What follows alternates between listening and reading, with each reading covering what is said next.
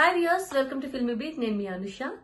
Big boss third day 4th episode ఏ విధంగా house లో జరిగిందో ఈ రోజు మనం మాట్లాడుకుందాం. అంతకంటే ముందు నేను కొన్ని వర్డ్స్ వెనక్కి తీసుకుందాం అనుకుంటున్నాను.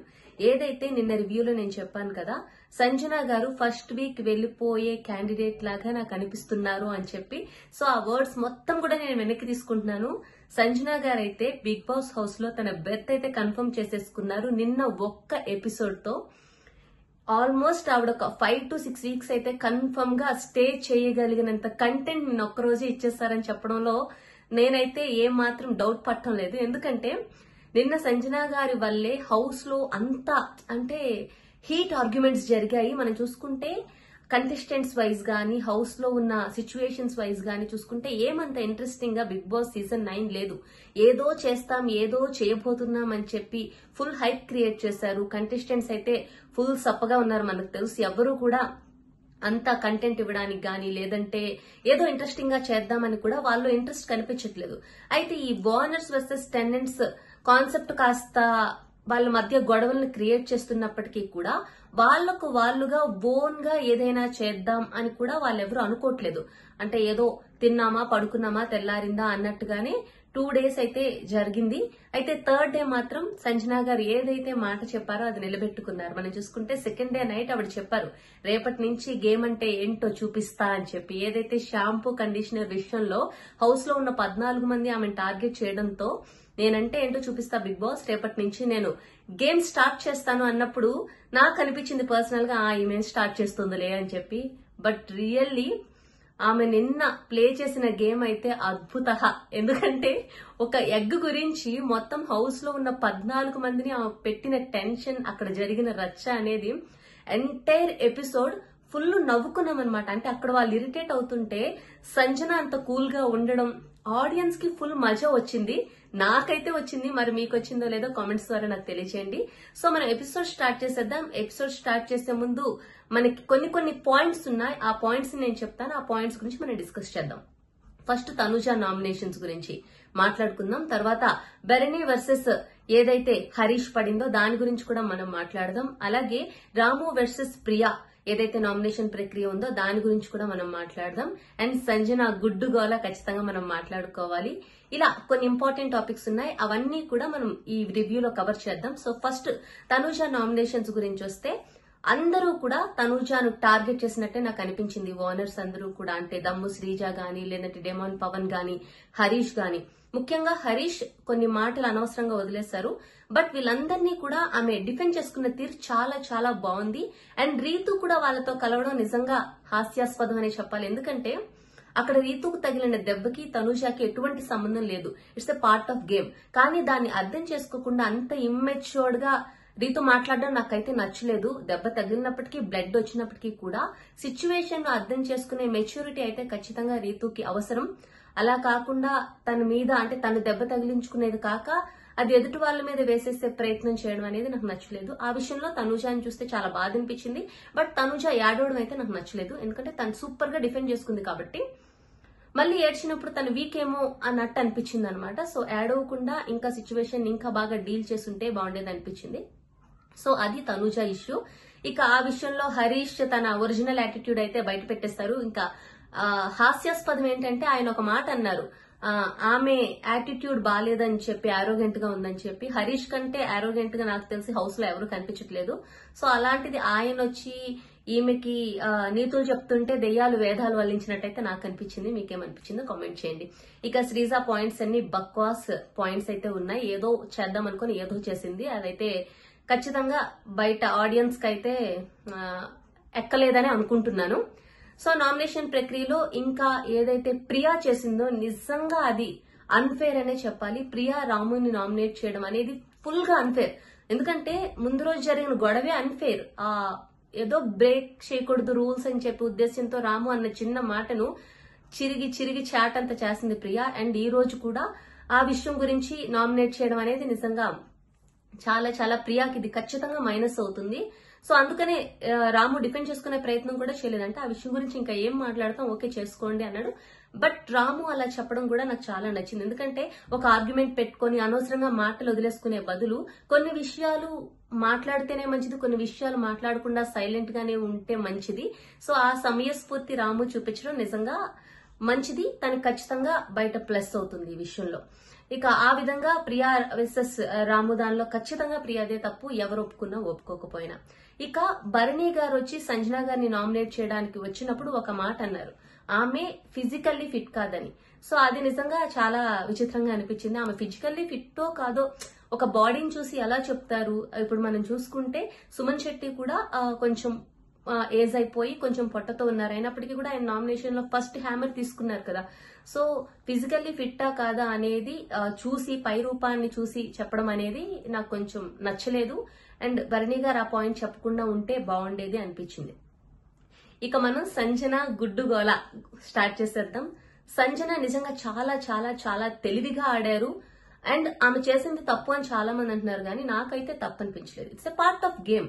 ఫస్ట్ ఆమె చాలా మర్యాదగా టీ కావాలి అని రిక్వెస్ట్ చేసినప్పుడు, నేను టీ ఎడిట్ని అని రిక్వెస్ట్ చేసినప్పుడు ఏ ఒక్కరూ రెస్పాండ్ అవ్వలేదు. మేము ఇద్దాం అనుకోవట్లేదు అని చెప్పి మనీష్ చాలా రూడ్ గా చెప్పడం జరిగింది. సో ఖచ్చితంగా అది మనసులో ఉంటుంది. ముఖ్యంగా ఈ బిగ్ బాస్ హౌస్ లో వాళ్ళందరూ సెలబ్రిటీస్. ఈ కామనర్స్ అందరికి ఓనర్స్ ఇచ్చినంత మాత్రాన వాళ్ళు అంతలాగా వాళ్ళ మీద పెత్తనం చలాయించడం నాకు నచ్చలేదు. అంటే హ్యుమానిటీ గ్రౌండ్స్ అనేది ఒకటి ఉంటుంది కదా, కొంచెం అర్థం చేసుకోవాలి కదా. అదే సిచ్యువేషన్ లో మనం నెక్స్ట్ 5 days లో మనం ఉండొచ్చు, లేదంటే నెక్స్ట్ వీక్ మనం ఆ ప్లేస్ కి వెళ్ళొచ్చు. బిగ్ బాస్ హౌస్ లో ఏదైనా జరగచ్చు.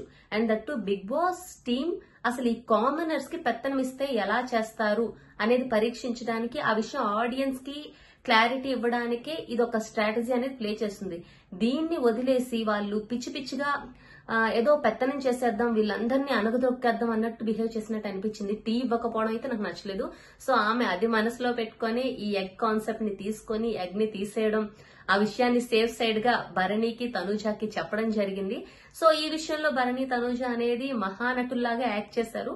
ఏముంది, వాళ్ళకు తెలుసు కానీ మేము చెప్పలేదు, ఎందుకంటే మేమందరం ఒక టీం కదా అని ఉంటే బాగుండేది. అలా కాకుండా తెలియనట్టు యాక్ట్ చేసేయడం, మళ్ళీ తనూజ దానికోసం కన్నీరు పెట్టుకోవడం అనేది కొంచెం చిన్న సైజ్ డ్రామా లాగా అనిపించింది. అండ్ భరణి కూడా ఆ విషయంలో హరీష్ తో ఏదైతే ఫైట్ చేశారో, హరీష్ తో ఫైట్ అనేది ఫెయిర్ అయినప్పటికీ కూడా ఆయనకు తెలిసి ఫైట్ చేయడం అనేది అన్ఫెయిర్. ఎందుకంటే హరీష్ వెళ్ళి సంజన దగ్గర ఒకవేళ మీరు ఎగ్ తింటే అది నా ఎగ్గే, నో ప్రాబ్లం అంటే ఆయన ఒక స్ట్రాటజీ ప్లే చేస్తారనమాట. అలా చెప్తే సంజన ఒప్పేసుకొని అవును నేనే అని చెప్తారేమో అని ఆయన స్ట్రాటజీ ఆయన ప్లే చేశారు. అందులో కూడా తప్పలేదు. అయితే ఏదైతే భరణి వచ్చి హరీష్ మీరు అలా చెప్పారంట కదా అని చెప్దామనే ప్రయత్నం చేసినప్పటికీ కూడా ఎక్కడ హరీష్ అసలు భరణిని మాట్లాడనివ్వలేదు.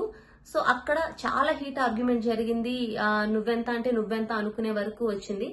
సో ఈ భరణి వర్సెస్ హరీష్ లో నాకెందుకో కొంచెం హరీష్ రూడ్ గా బిహేవ్ చేశారనిపించింది. ఎందుకంటే అట్లీస్ట్ భరణి చెప్పేది వినడానికి ట్రై చేస్తుంటే బాగుండేది. అలాగే భరణి కూడా నువ్వు అని సంబోధించకుండా ఉండాల్సిన, ఎంత హీట్ ఆర్గ్యుమెంట్ అయినా మ్యూచువల్ రెస్పెక్ట్ అనేది చాలా ఇంపార్టెంట్ బిగ్ బాస్ హౌస్ లో. సో అది కొంచెం భరణి లైన్ క్రాస్ చేశారేమో అనిపించింది. అఫ్ కోర్స్ తర్వాత వాళ్ళిద్దరు ఒకరినొకరు హగ్ చేసుకొని సారీ చెప్పుకోవడం it's a good moment. So అది ఇలా జరిగింది వాళ్ళిద్దరి మధ్య. సో సంజన వచ్చి ఈ తనూజ భరణి గారి నేమ్స్ చెప్తారని వాళ్ళు అసలు ఎక్స్పెక్ట్ చేయలేదు. సో తను క్లియర్ గా నేమ్స్ చెప్పడం, వీళ్ళందరూ కూడా కొట్టుకుంటుంటే కూల్ గా సారీని మంచిగా నీట్ గా చేసుకొని నిల్చొని ఇంత పెద్ద ఇష్యూ అవుతుందని అనుకోలేదు.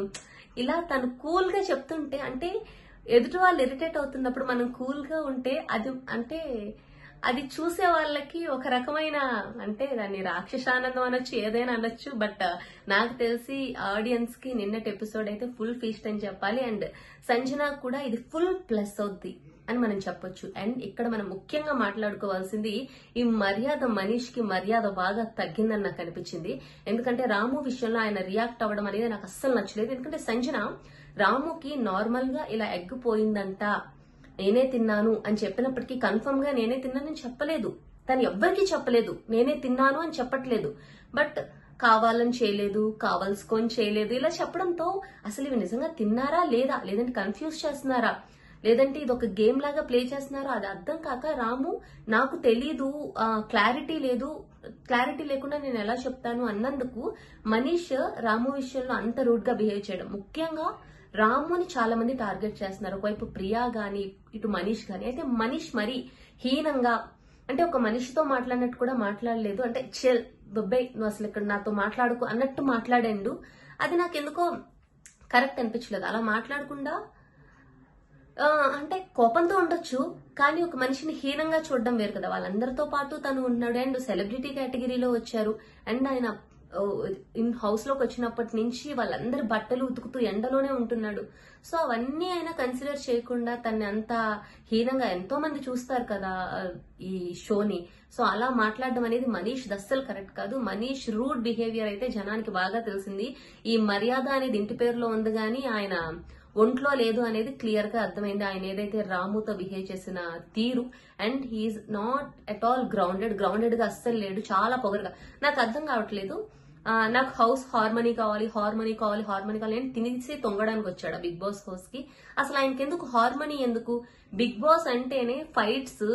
మనకి ప్రోమోలోనే ఇది చదరంగం కాదు రణరంగం, మీరు డీసెంట్ గా కూర్చొని చదరంగం ఆడడం కాదు, యుద్ధాలు చేయాలి, కొట్టుకోవాలి అని చెప్పి ప్రోమోలోనే చెప్పినప్పుడు ఈయన హౌస్ హార్మనీ గురించి ఎందుకు మాట్లాడుతున్నారు? అలాగే సంజన గారి బిహేవియర్ గురించి ఎందుకు మాట్లాడుతున్నారు? అసలు ఒకవేళ సంజన ఎగ్ తీసుకొని తినింది అనుకోండి, అదేమైనా అంత పెద్ద తప్ప? తను ఒక న్యూ బోర్న్ చైల్డ్ కి బర్త్ ఇచ్చిన ఒక విమెన్ కాబట్టి ఖచ్చితంగా తన బాడీ కొంచెం వీక్ గా ఉంటుంది. ఒకవేళ నిజంగా తీసుకొని తిన్నా అదేం తప్పు కాదు.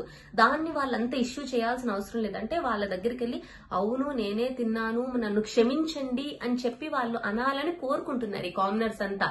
సో ఆ విషయంలో వాళ్ళకి ఈగో సాటిస్ఫై అవ్వకపోవడం, సంజన వాళ్ళని ఒక రేంజ్ లో ఆడుకోవడం నిజంగా అయితే ఫుల్ ఐ ఫిస్ట్ అనమాట. నాకైతే చాలా చాలా నచ్చిందండి ఎపిసోడ్. మరి మీకేమనిపించింది కామెంట్ చేయండి.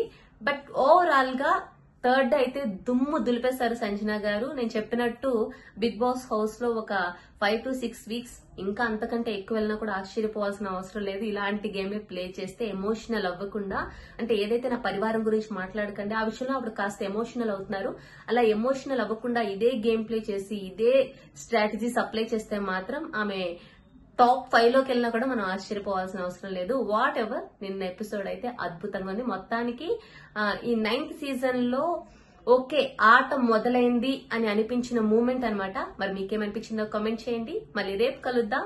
Thanks for watching.